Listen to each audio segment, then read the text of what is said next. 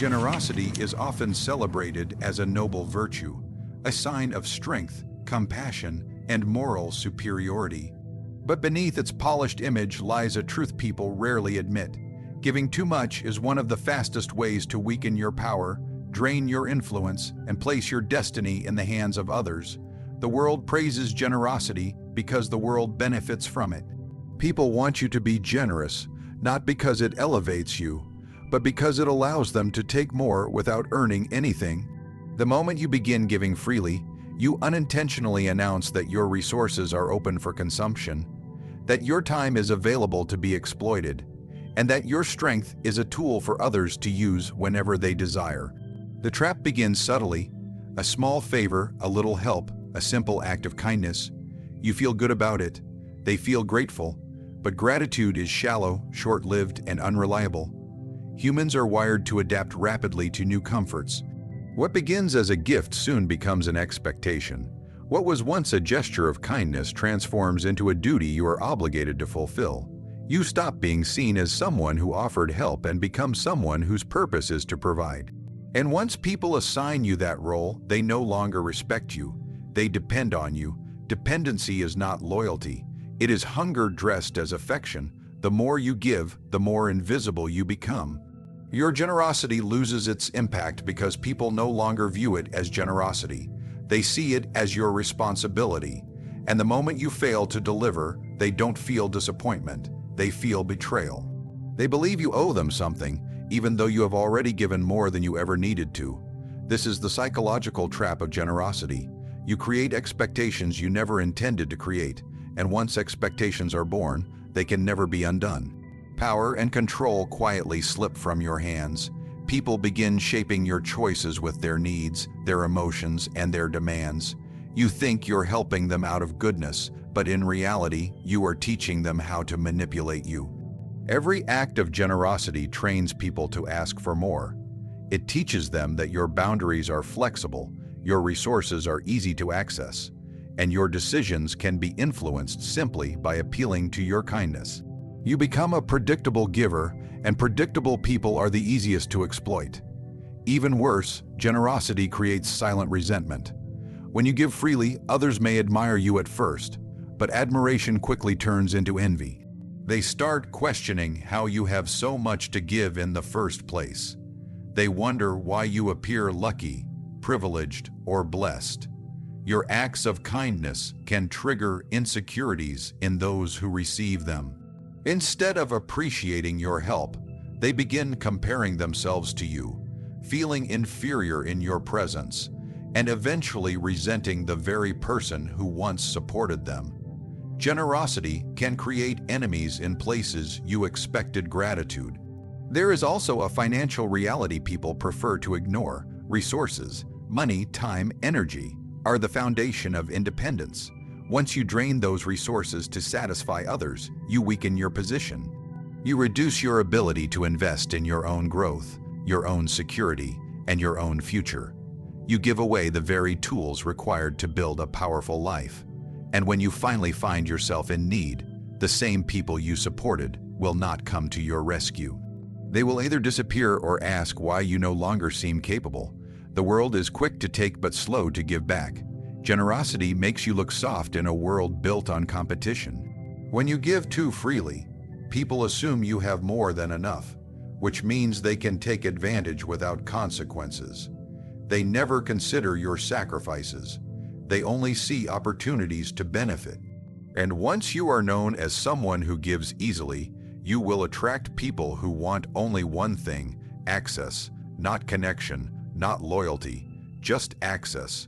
To maintain control, you must understand that generosity is a strategic tool, not a constant state of being. If used excessively, it becomes a weakness.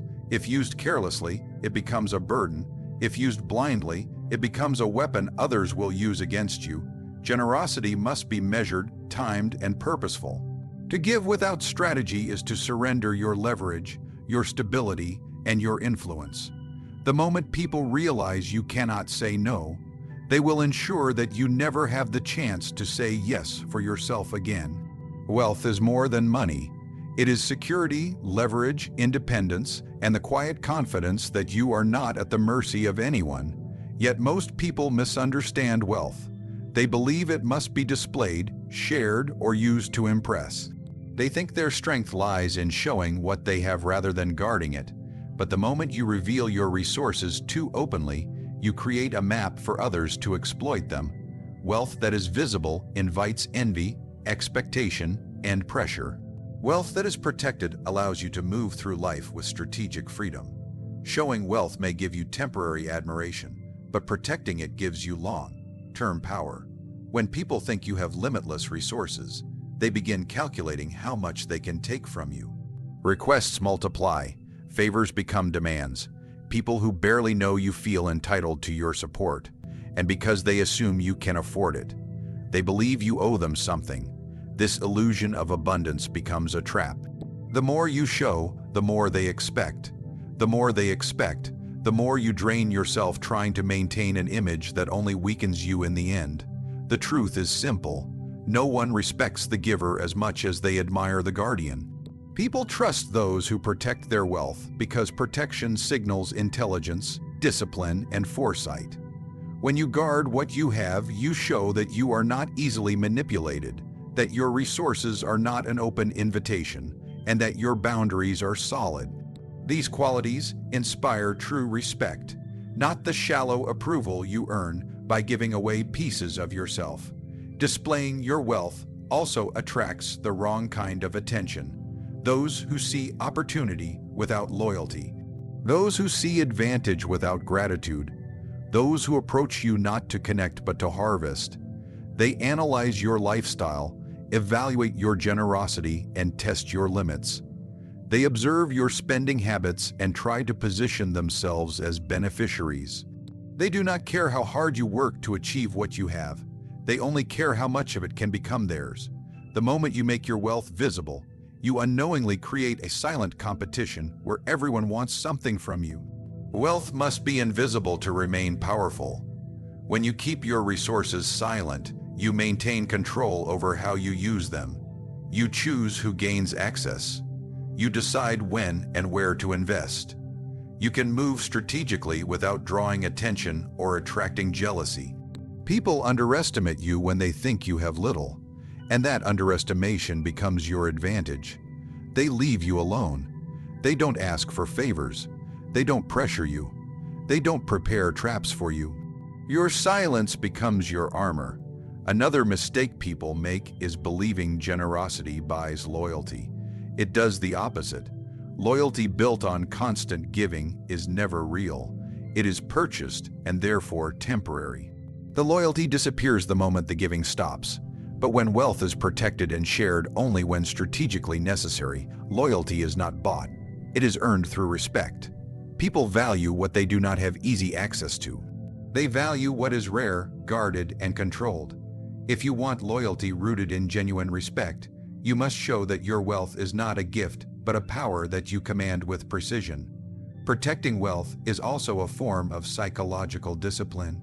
It demands saying no when others attempt to guilt you.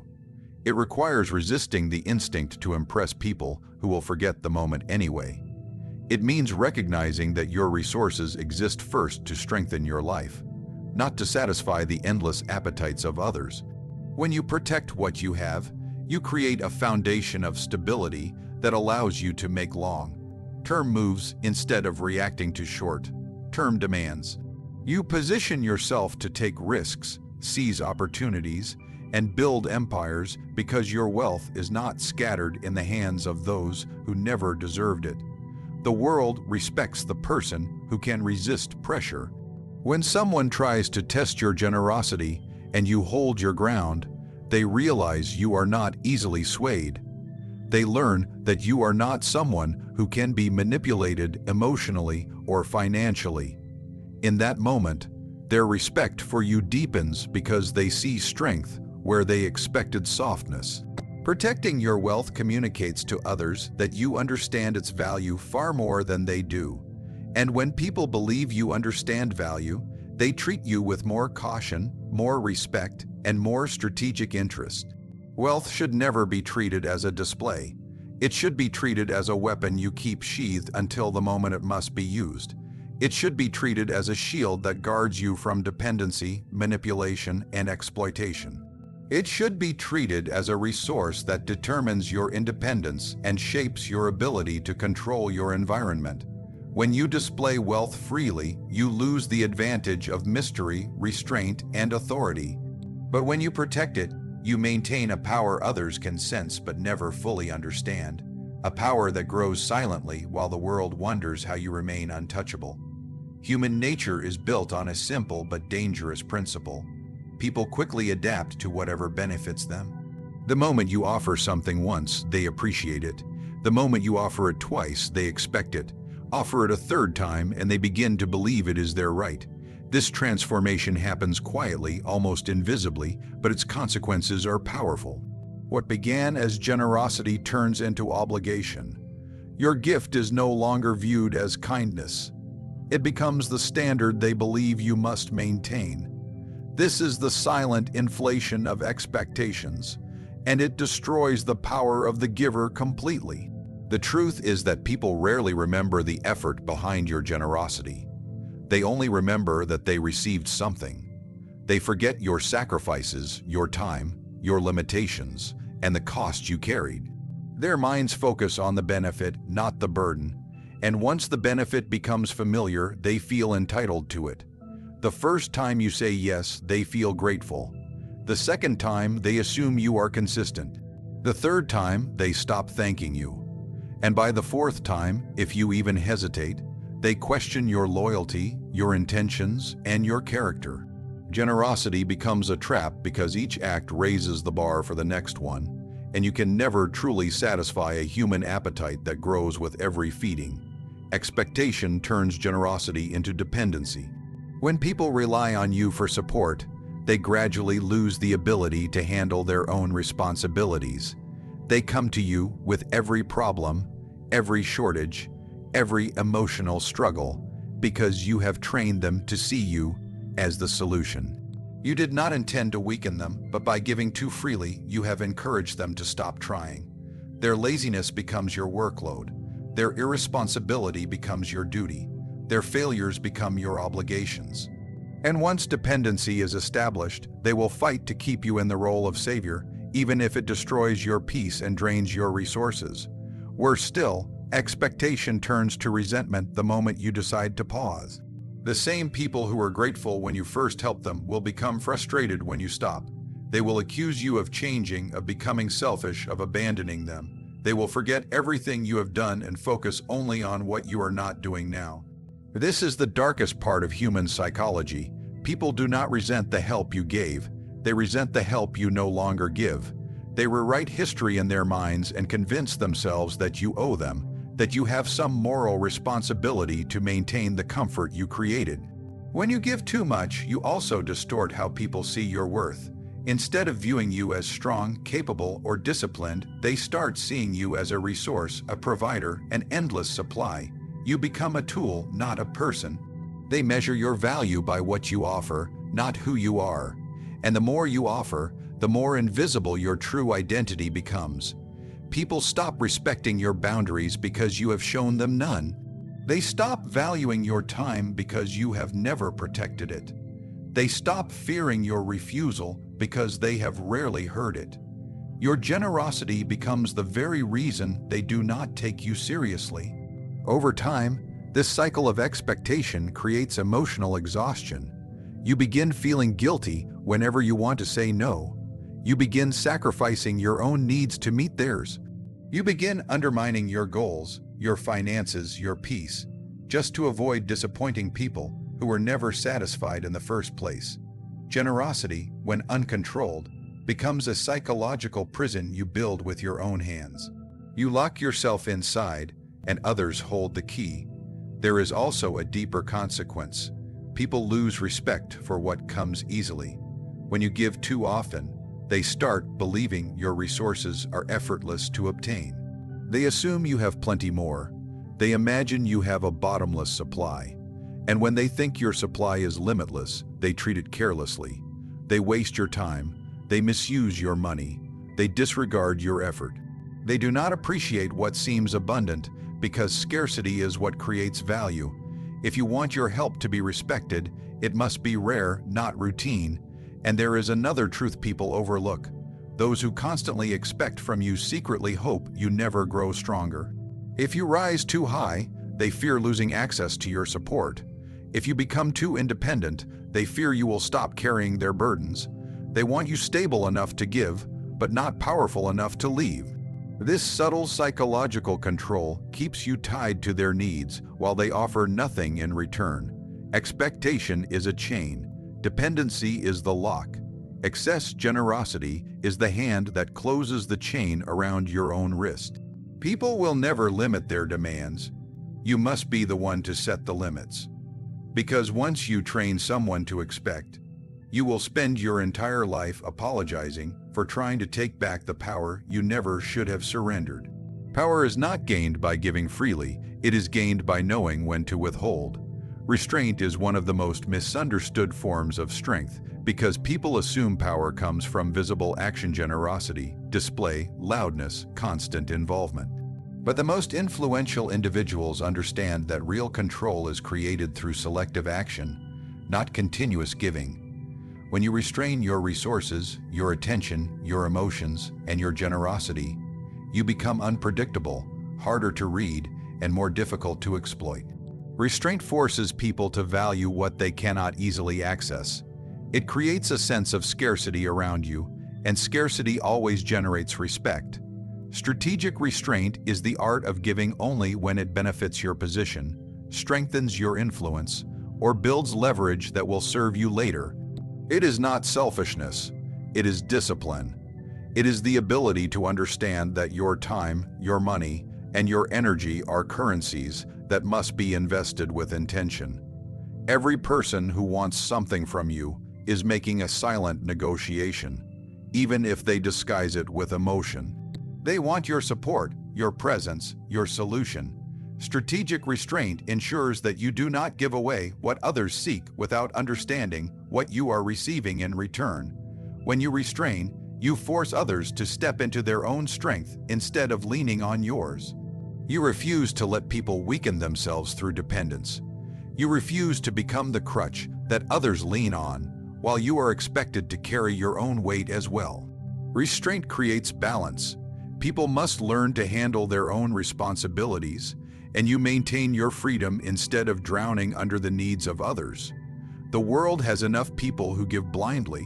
What it lacks are those who understand the power of saying no. A single, well-placed refusal can teach others more about your strength than 100 acts of generosity. Restraint also protects your reputation. When you give rarely, people notice, they remember, they appreciate. But when you give constantly, people forget, they take, they assume, they complain when you stop. Selective giving builds a reputation of value because people know your help is meaningful, not automatic. They know that if you choose to support them, it is not out of weakness or guilt but intention. Restraint transforms your generosity into something significant again. It restores its impact. It protects its power. There is another layer. Restraint shields you from manipulation. People often use emotion, sympathy, guilt, flattery to convince you to act against your own best interests. They want you to respond quickly, to give without thinking, to help without analyzing. But restraint creates space between their desire and your decision. It allows you to observe, to question motives, to recognize patterns, to see whether the request benefits you or only benefits them. When you do not rush to please, you gain time to understand, and understanding is the foundation of every strong decision. Strategic restraint forces others to reveal their true intentions because they can no longer rely on your automatic giving. Restraint also increases your authority. People respect those who cannot be easily influenced. They admire those who do not fold under pressure. They look up to those who maintain boundaries even when saying yes would be easier. When you hold your ground, you project stability. When you choose silence instead of reaction, you project control.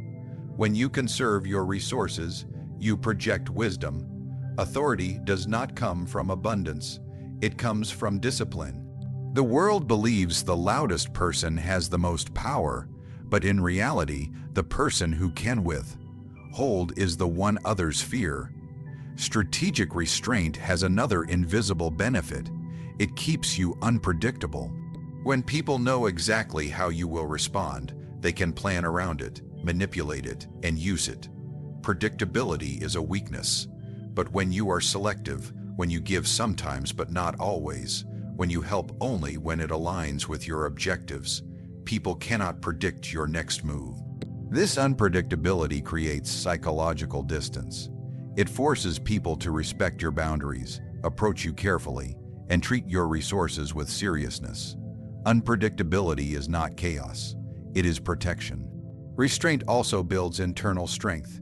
It teaches you how to control impulses, how to tolerate the discomfort of saying no, how to prioritize your long-term stability over short-term emotion. Many people give excessively because they fear conflict, judgment, or rejection. But restraint teaches you to stop reacting to those fears. It teaches you to act based on strategy, not insecurity. Each time you withhold, you reaffirm to yourself that you are in control of your life, not the expectations of others. When you master restraint, you master value. People chase what is rare, they ignore what is abundant. Your time becomes rare, your generosity becomes rare, your involvement becomes rare, and because it is rare, it becomes respected again. Strategic restraint transforms you from a giver into a force, someone who chooses, someone who evaluates, someone who never trades power for approval. In the end, power is not taken from you. It is surrendered through carelessness, excessive generosity, and the illusion that giving freely elevates your worth. The world is quick to praise generosity because the world benefits from your sacrifice, not your strength. But when you understand the nature of human expectation, the dangers of displaying wealth, and the silent traps created by emotional dependence, you begin to see that restraint is not cruelty, it is survival. To protect your influence, you must guard your wealth as a shield, not flaunt it as a trophy. You must recognize that the more you give, the more people grow addicted to your resources, not loyal to your character. And above all, you must learn the discipline of strategic restraint, the ability to give only when it fortifies your position, not when it weakens your foundation. True power belongs to those who do not allow the world to drain them.